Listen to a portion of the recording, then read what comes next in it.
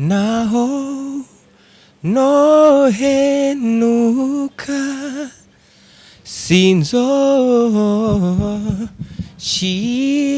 hasi naho notsitara sinzokomereka kuko mfise ijambo rimurikira ibirenge vyanje azukana intsinzi kugira ngo mbeho.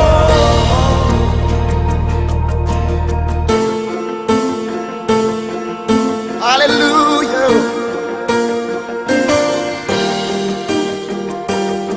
Uri umwizigirwa.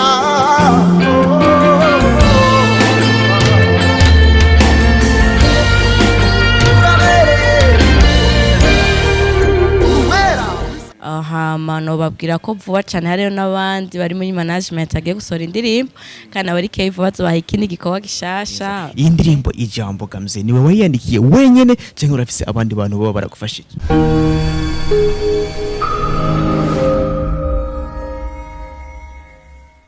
Yes, hello, mumeze gute? Murameze neza, amahoro y'Imana abane namwe. Ndabaramukije, shalom. Ewana bwa mbere mu buzima bwanje ndamukije nkuko shalom uca wibaza ati uno munsi nakuzaniye bande mbega uno munsi kuri screen yiwawe ndi kumwe nabandi amahoro y'Imana abane nawe ikongereza imigisha kandi nimba uramaze gutunda subscribe kuri Major Talent TV. This is a bombardment intare y'umuji King of Animation. Murameze neza kuko mfise ijambo rimurikira ibirenge vyanje ngendana na jambo akorera muri nje yarafuya arazuka azukana intsinzi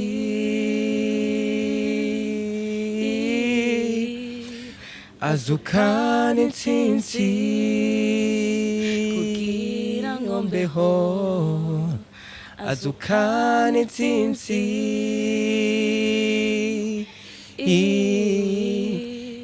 azukana intsinzi kugira ngo mbeho.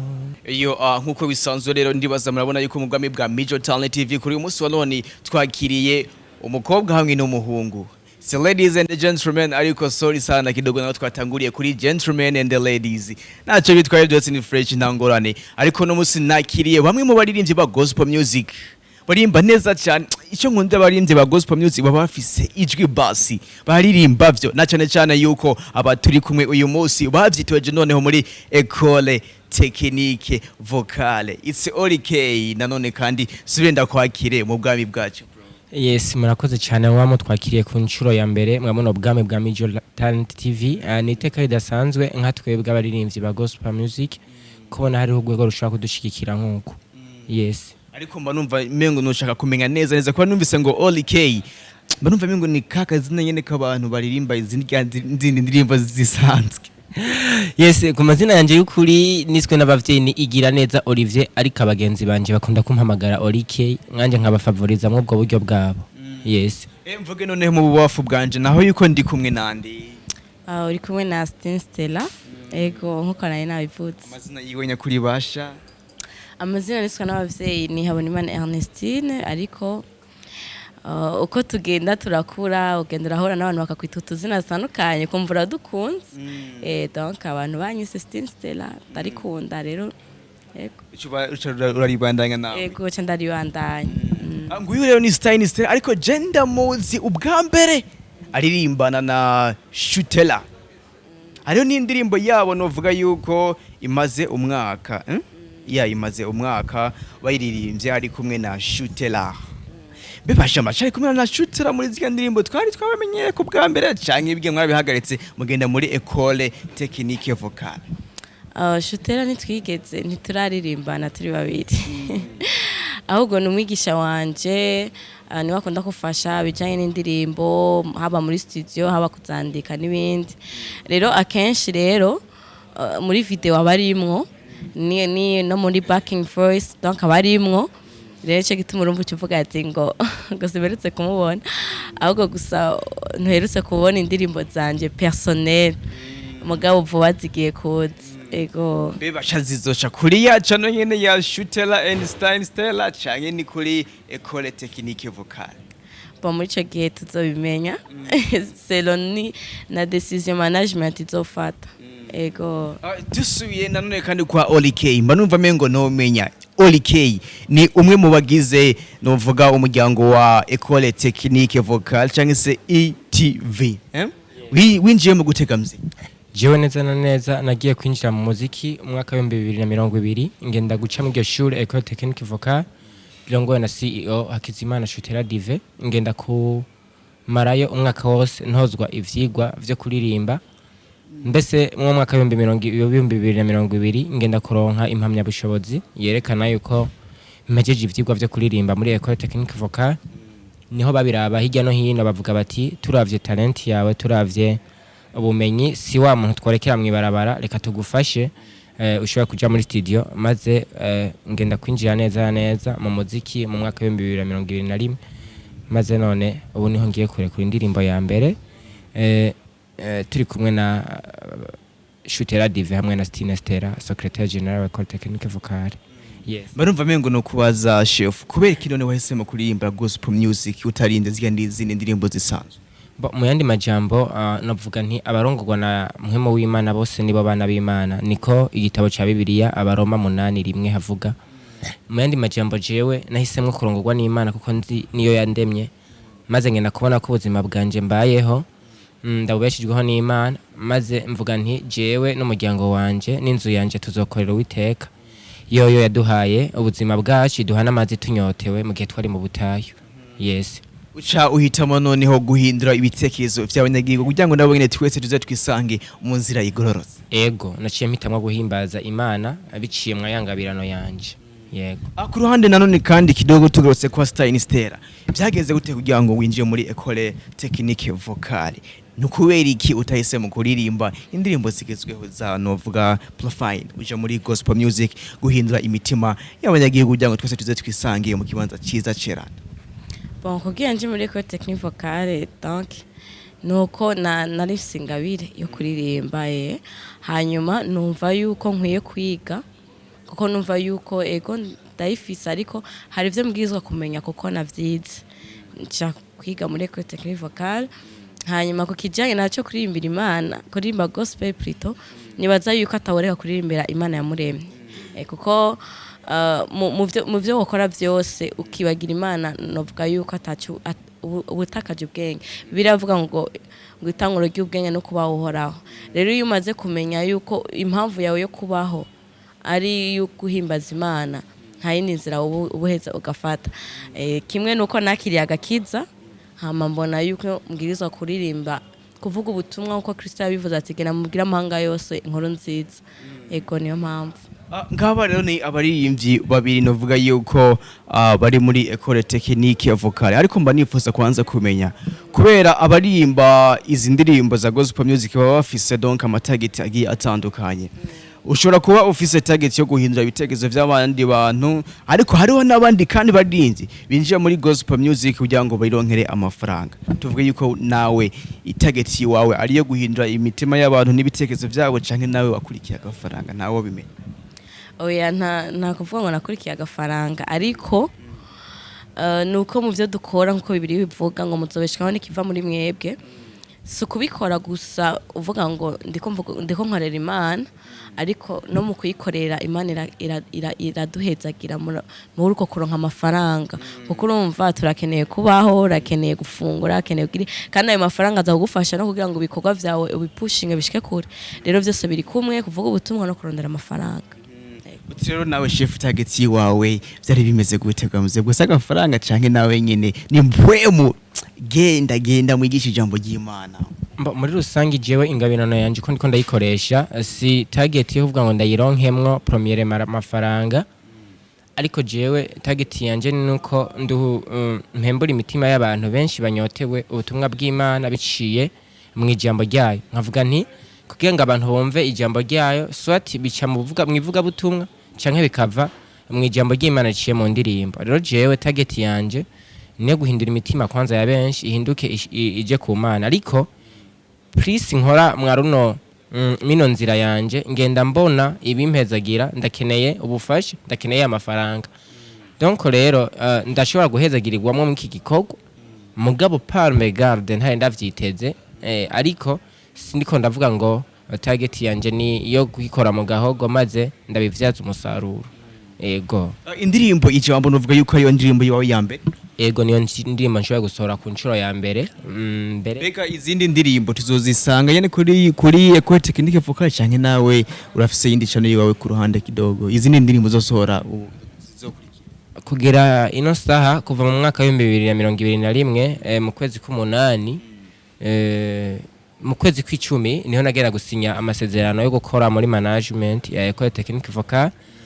Mwivyo mwayo masezerano nasinywemo yuko ibikorwa byose bitegezwa kuba birangwa kwiyo account ya Ecole Technique Vocal, ariko apa personnel magenda afite ama account yanje igira neza OLI Key, YouTube, Facebook, Twitter cyangwa Instagram, vyose vyanje nuko. Ariko mwa kino gihe ibikorwa vyanje n'igihe amasezerano yanje tarahira muri Ecole Technique Vocal, ndacashira ibikorwa vyanje kuri account za Ecole Technique Vocal.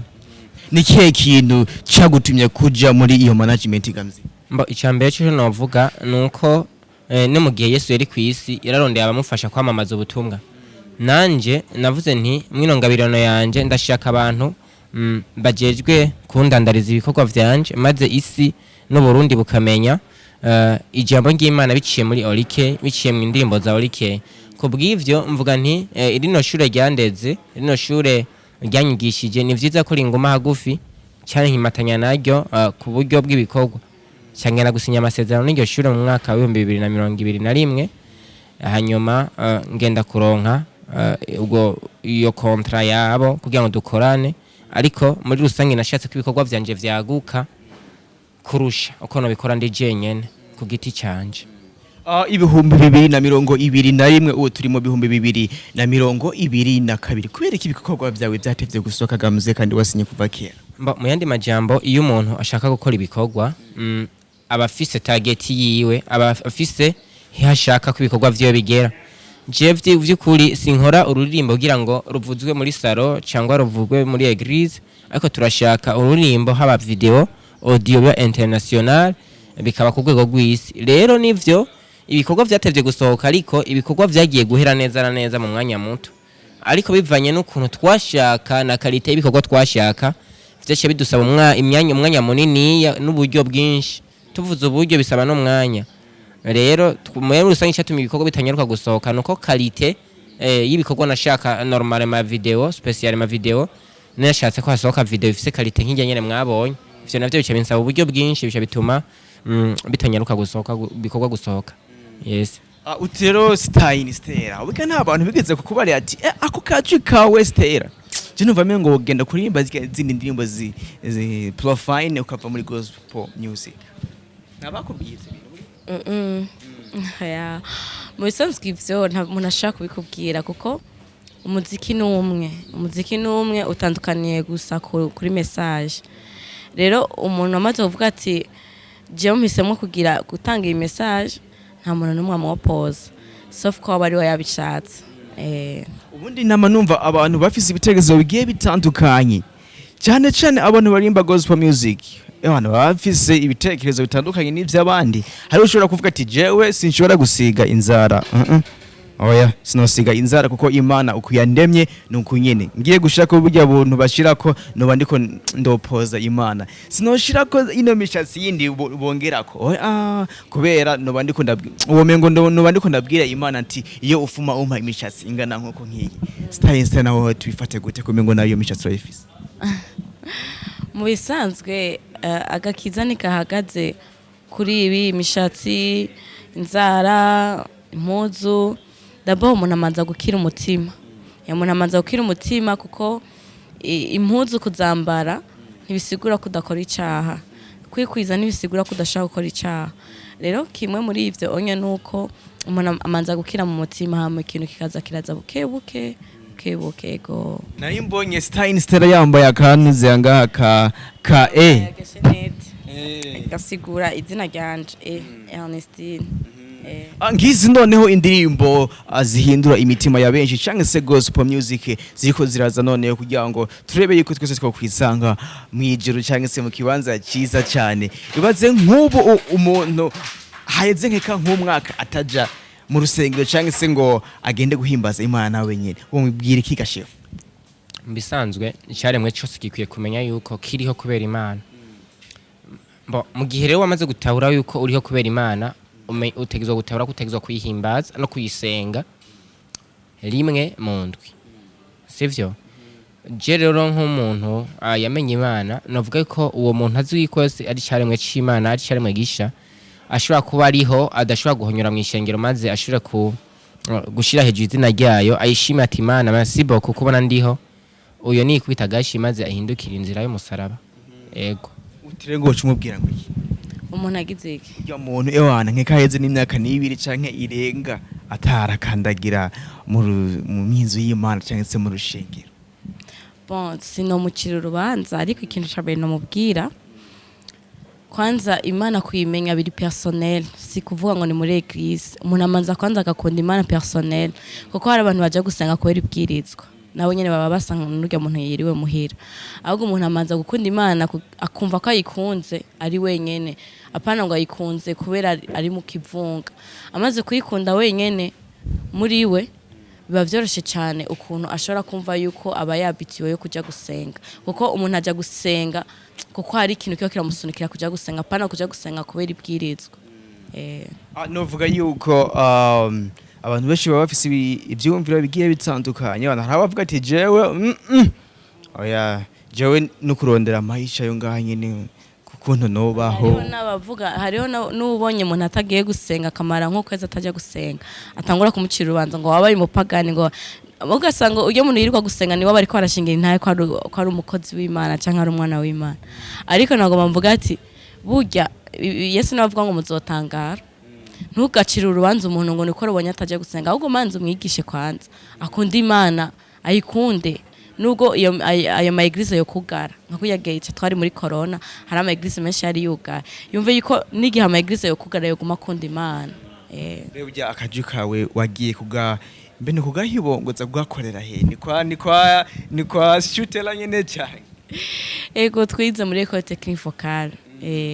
Banumva rero ni kihe kintu nyene cyatumye neza ugenda kwifatanya na shutela? Navuga yuko cyatumye nifatanya nawe kwanza, nifatanije n'ishure giwe, kuko urumva we ubwiwe sinari kumwifatanya ko mu gihe ntabona ikintu nanje nahava nkora kuri we.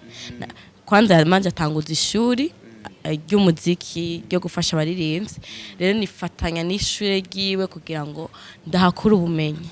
Rero muri ubwo bumenyi nahakuye nkuko vyamye abanyeshure bagigamwo haba hariho quatrième après y'amakuru y'amaformation bayatanze, hariho rero quatrième ya management acagira ku buryo bubaririmbya badatakara, kuko urumva kwiga uraheze ukiga iyo mana yawe ikagira ubukeneye kwikura abantu bayimenye. Rero acagira iyo quatrième yo gushira abantu muri management yiwe kugira ngo bamenye kuri barushirize ku developa impano yabo ishike kure. Mbe Stine Stella menga afise indirimbo ziwe wenye? Ndazifise zishika kuri 4. Ducishize ko kidogo. Wera mwami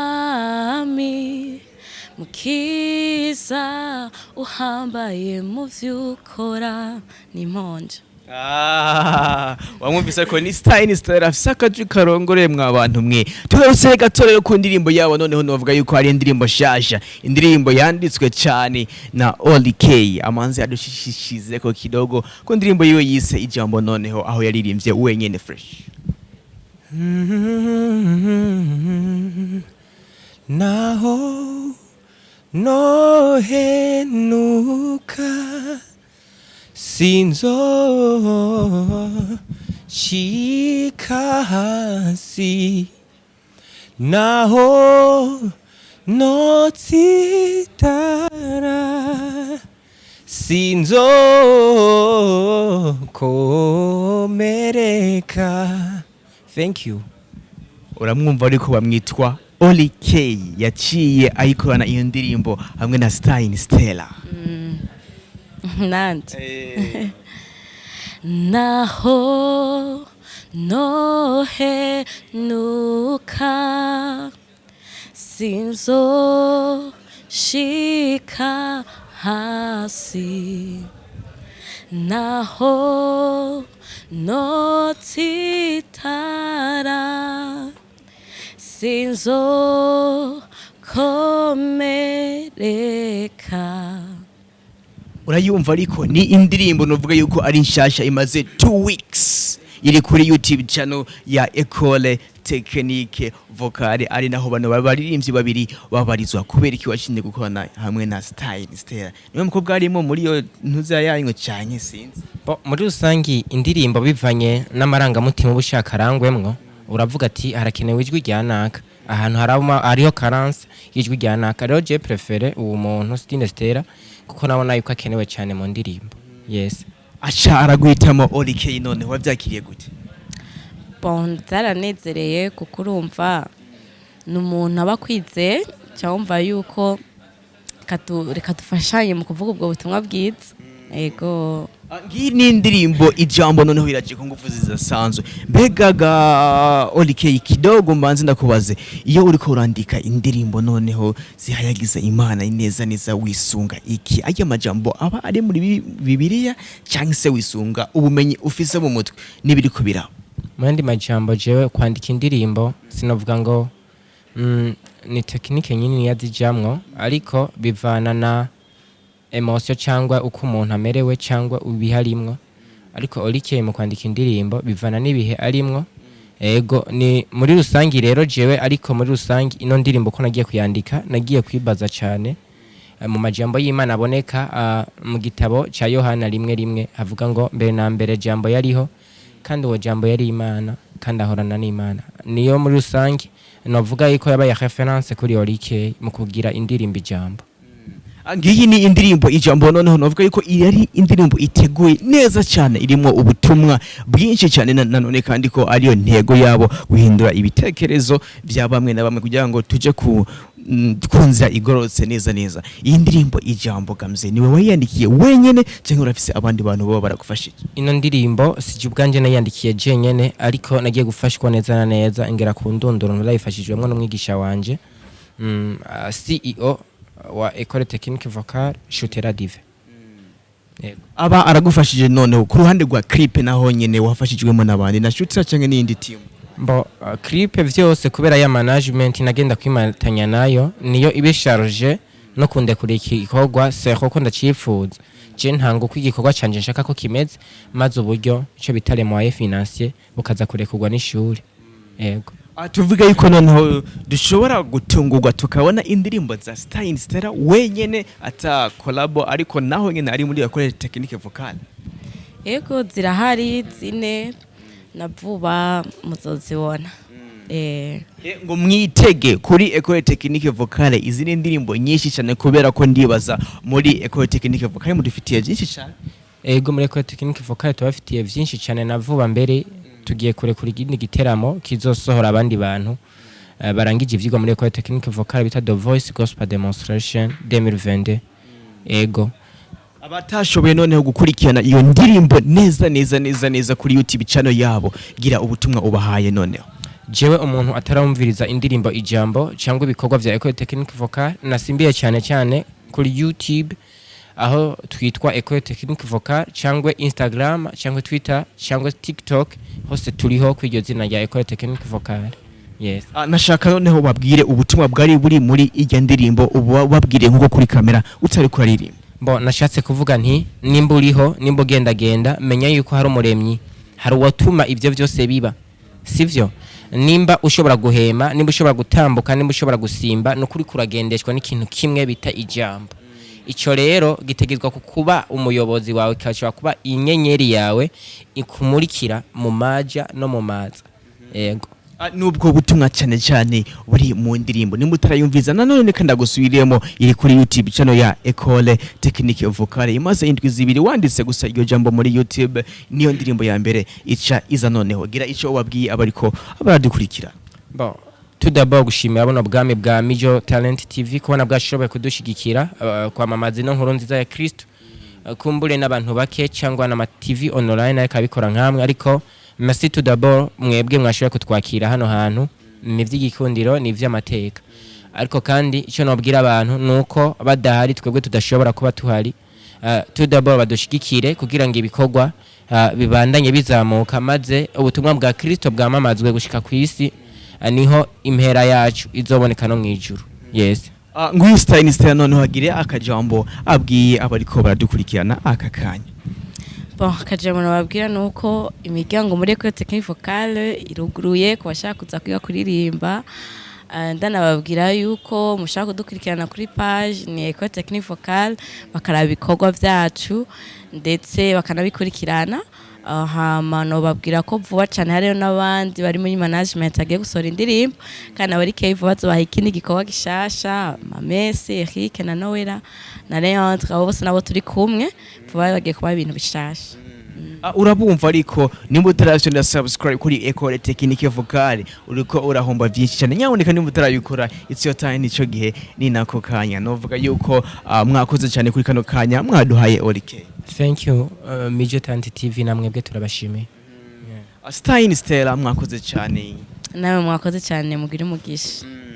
Imana ikongereze imigisha noneho wewe ariko uradukurikirana kuri Mijo Talent TV it's your time noneho nimba utarafite subscribe kinico gihe ni nako kanya ni byinshi utazi nyamuneka utegezwa kumenyesha nanje MC Bombardment ariko biciye kuri Mijo Talent TV wakoze cyane kudukurikiranya akanya kawe Imana izo kaguhezagirire noneho reka duze dusubire uyundi munsi akandi kanya mu kindi kiganiro nariko mina try zo kuri kamera ciao ciao.